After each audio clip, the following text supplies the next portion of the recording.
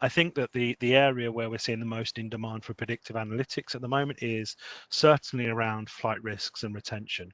And this isn't a real huge surprise when you consider that attrition in some markets can exceed, $150,000 plus per employee. When we think about onboarding, loss of productivity, getting up to speed, etc. So what Benita was saying earlier, um, companies really want to understand those warning signals, as early as possible, and try to put countermeasures in place.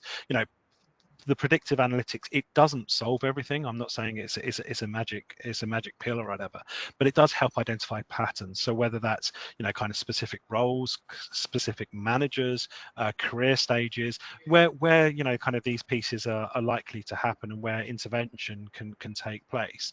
I think if we look beyond retention, there's some really powerful applications in career pathways, I think, where employees can utilize and leverage some of this predictive analytics, as well as managers and well as and HR departments, to really talk about what's a personalized career journey for me, what's a personalized learning journey for me.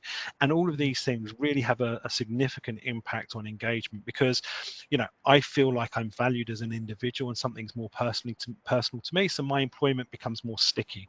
I feel like I have a career path within the organization. There's tailored development, so I can see a long-term view and a long-term connection to the organization. I'm not saying that that's going to eradicate or kind of silence any retention issues you've got, but if I can feel connection to my career, if I can feel a connection to my organization, and I feel that the organization cares for me, I'm more likely to stay. And predictive analytics and predictive tools can certainly help in that kind of pathway for us as an organization.